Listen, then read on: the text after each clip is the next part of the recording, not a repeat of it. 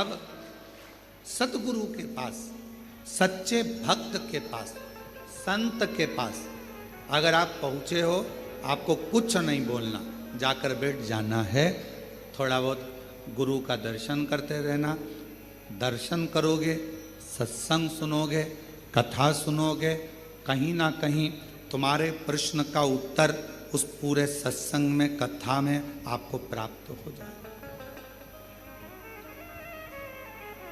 एक फैशन, दूसरा व्यसन, तीसरा संग, चौथा सत्संग।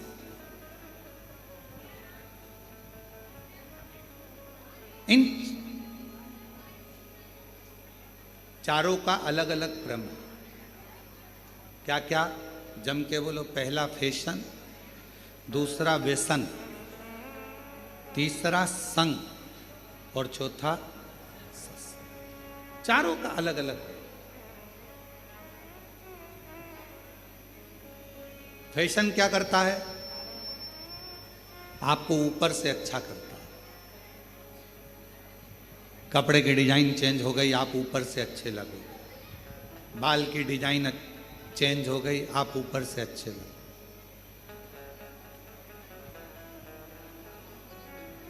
बहुत सारे आते हैं नई नई राय देने के। हमसे भी आकर जो मिलने आते हैं तो कई बार बहुत विद्वान भी आता। बच्चे हैं वो तो कहने में कुछ भी कह जाए। ओ गुरुजी, तुम्हारे आगे के पूरे बाल उड़ गए, हमारे उधर एक डॉक्टर है वो ट्रांसप्लांट कर देता।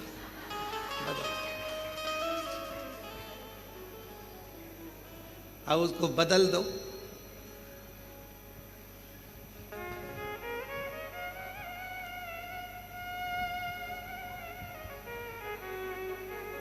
तो हमने कहा वो लगाया हुआ और फिर वापस निकल गया, तो कहे वो तो बिल्कुल फिट करते हैं अंदर से, तो वो उगते रहते हैं। अच्छा, हमने कहा ठीक है। अब हमने कहा संसार सागर में आज के जमाने में शंकर भगवान अपने भक्त के मस्तक पर चंद्रमा तो नहीं रख सकते, पर चांद जरूर बना देते हैं। अब जो शिवजी ने गिफ्ट में दिया है उसको क्यों चेंज किया जाए? बोलो सही है कि गलत? जो मेरा भोला बाबा, मेरा शंकर, मेरा त्रिकालदर्शी, कैलाशी, अविनाशी ने जो दिया उसको कौन बना?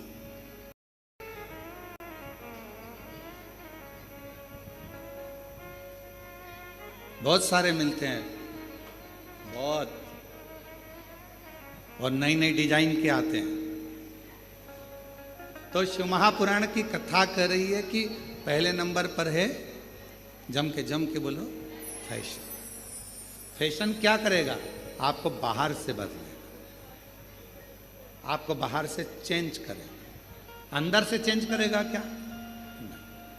आपको बाहर से बदल रहा है पर भीतर से। दूसरे नंबर पर है व्यसन। फैशन ने बाहर से बदला, व्यसन ने तुम्हारे शरीर को पूरा बर्बाद कर दिया, अंदर से पूरा खोखला कर दिया, पूरा पूरा। व्यसन किसी भी चीज का,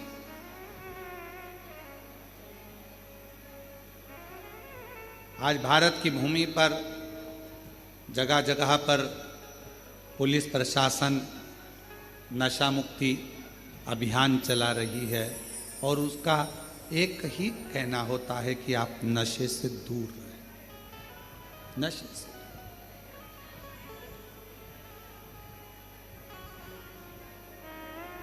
कई लोग हमसे भी कहते हैं कि आप अपनी कथा में लोगों को संकल्प दिलाया करो कि लोग नशे से मुक्त हो जाए।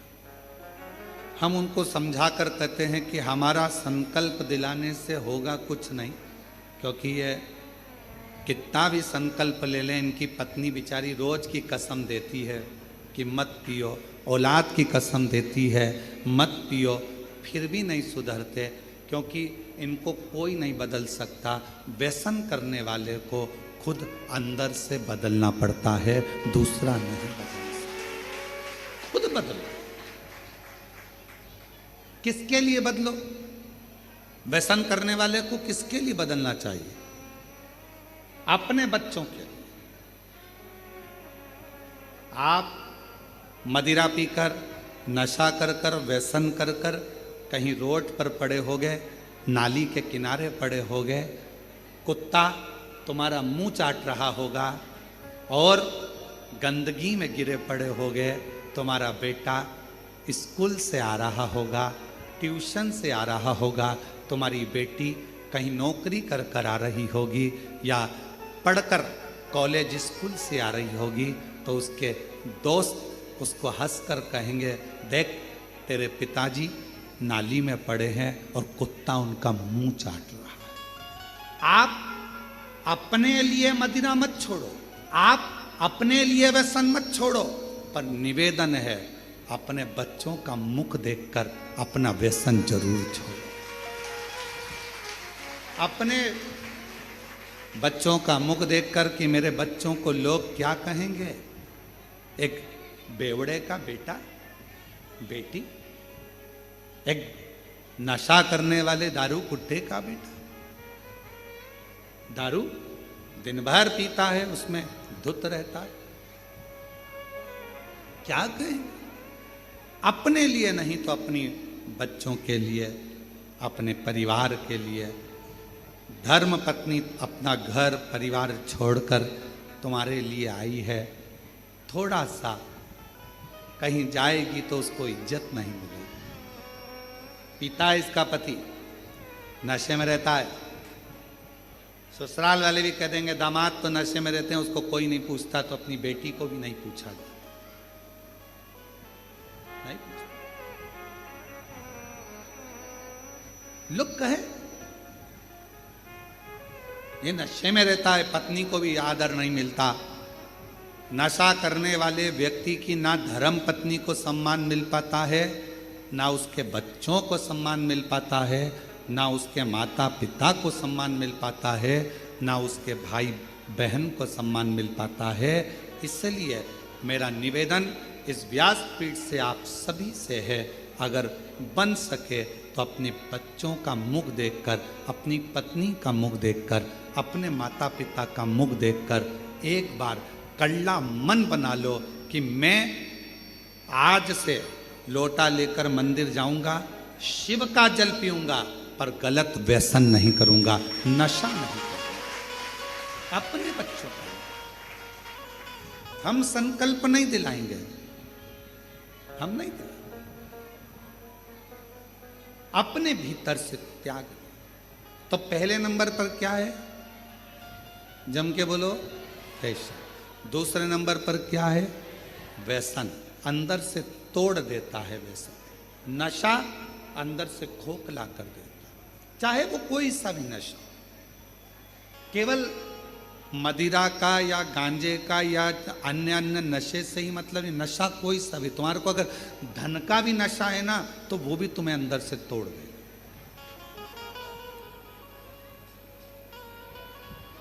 वो भी अंदर से,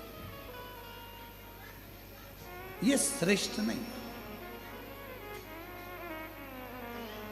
शिव पुराण कहती है, भगवान शंकर की कथा कहती है, फैशन बाहर से बदलेगा, व्यसन अंदर से तुमको तोड़ देगा। और एक होता है संग, तीसरे नंबर पर आया है संग। और इस कलयुग में, कलिकाल में, जैसे जैसे कलयुग बढ़ता जाएगा, अच्छे लोगों का संग नहीं मिल पाएगा, अच्छे लोगों का संग नहीं मिलेगा। और अगर अच्छे लोगों का संग मिल भी गया तो हो सकता है कि लोग मीठी वाणी कर कर, मीठी बातें कर कर, मीठा व्यवहार कर कर आपसे अपना काम निकाल लेंगे, आपसे अपना पूरा काम निकाल कर आपसे दूरी बना लेंगे और आपसे दूरी बनाकर चले जाएंगे, फिर आप ही की बुराई करें। पहले नंबर पर फैशन, बोलते जाओ, दूसरे नंबर पर व्यसन, तीसरे नंबर पर संग। स्वयं भगवान राम जी ने भी हनुमान जी महाराज को संग की परिभाषा बताई थी कि ये संग तुमको जो मिलेगा, कलिकाल में अच्छा संग मिलना बहुत कठिन है। कलयुग जैसे जैसे बढ़ेगा, लोग संग में आएंगे तो सही, पर अपना लाभ उठाकर पीछे हट जाएंगे। जब चुनाव का समय आता है तब एक आवाज सुनाई देती होगी आपको, भैया जी संघर्ष करो, हम तुम्हारे साथ। जम के तो बोलो, भैया जी संघर्ष करो, हम तुम्हारे साथ। अब ईमानदारी से बोलो, अगर तुम साथ होते तो भैया को संघर्ष की जरूरत ही क्या पड़ती? जरूरत पड़ती क्या? अब एक तरफ कह रहे हो भैया जी संघर्ष करो, हम तुम्हारे साथ हैं। अगर तुम साथ होते तो भैया को संघर्ष की जरूरत ही नहीं पड़ती। संघर्ष की जरूरत भैया को पड़ी कब? जब तुम साथ नहीं थे। अभी तो तुम इसलिए साथ हो क्योंकि तुम्हारी गाड़ी में पेट्रोल डल रहा है। अभी तो तुम इसलिए साथ हो क्योंकि तुमको 10, 12, 15 दिन जो चुनाव के चलते हैं उसमें अच्छा खाने को मिल रहा है। तुम अभी साथ इसलिए हो कि हो सकता है तुम्हारे मोबाइल का बैलेंस डल जाए। तुम साथ अभी इसलिए हो कि तुम्हें हो सकता है कुछ मिल जाए। पर हमारा शास्त्र कहता है कलिकाल में अच्छा संग बड़ी मुश्किल से मिलेगा। और अगर कोई संग में आ भी गया है, कोई हमारे साथ चल भी रहा है, अच्छे लोगों का संग अगर नहीं मिल पाया तो कोई अच्छा बनकर तुम्हारे सामने आएगा, अपना काम निकालेगा और तुम्हें धक्का मारकर चला जाए। संग मिलना बहुत कठिन। और अच्छा संग किसको कहते हैं? अच्छा संग किसको कहा गया? तो कहा अगर अच्छा संग देखना है तो कभी सुनार के घर के, सुनार की दुकान के कचरे को देखो। क्या देखना है? जम के बोलो जरा। एक स्वर्णकार सुनार की दुकान का कचरा बनिए की दुकान की बादाम से भी महंगा जाता है। क्या क्या महंगा जाता है? कचरा। किसके यहां का? सुनार के यहां का। सुनार के यहां का कचरा बनिए की दुकान पर जो बादाम बिकती है, किराने की दुकान पर जो बादाम बिकती है, उससे महंगा सुनार के घर का दुकान का कचरा बिकता है। क्यों? कचरा सुनार की दुकान का संग पकड़ लिया तो कचरा भी बादाम की कीमत से ज्यादा महंगा हो। बादाम की कीमत से ज्यादा। केवल कचरे ने संग पकड़ा, और कचरे ने संग पकड़ा तो वो बादाम की कीमत से भी ज्यादा महंगा। बादाम की कीमत से।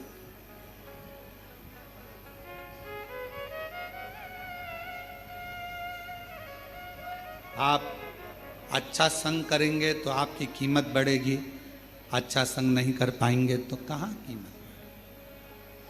दुनिया में कई लोग ऐसे हैं मक्खी की तरह कि मक्खी को कितना भी समझाओ कि फूल रखा है। अब मक्खी को देखो तुम, ये माला रखी है, माला पे एक मक्खी नहीं मिलेगी तुम्हें।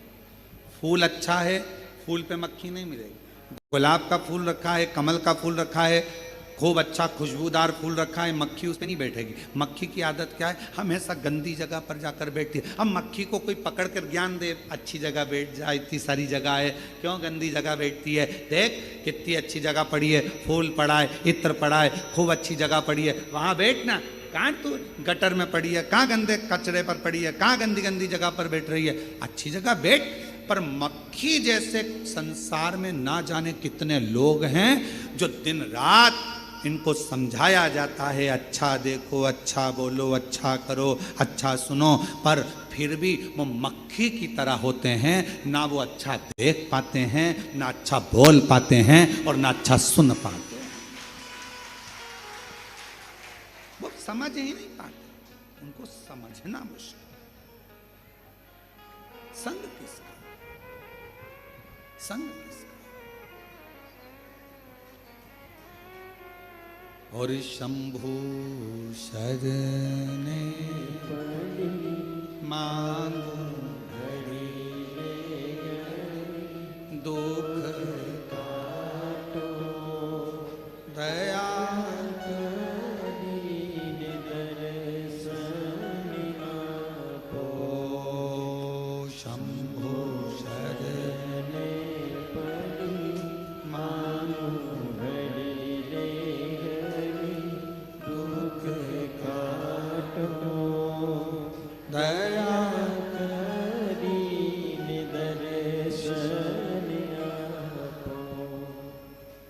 फैशन, व्यसन, संग, ये तीन, अच्छा संग मिल जाए जिंदगी में तो फिर कहीं पलट कर देखने की जरूरत नहीं पड़ती। अच्छा संग। और चौथे नंबर पर जो आया है उसका नाम है, जम के बोलो, सत्संग। सत्संग क्या करता है?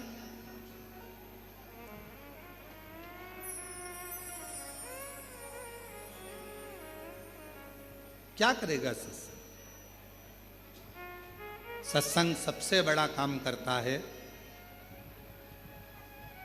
जो तुम्हारा अहित चाहता है उसको दूर करता है। किसी ने कहा, शिव महापुराण की कथा हम सुनते हैं तो हमारे अपने ही हमको गाली देते हैं, हमारे अपने ही हमको अपशब्द कहते हैं। हम शिव जी के मंदिर जाते हैं तो हमारे अपने ही हमको आड़ा टेढ़ा कहते हैं।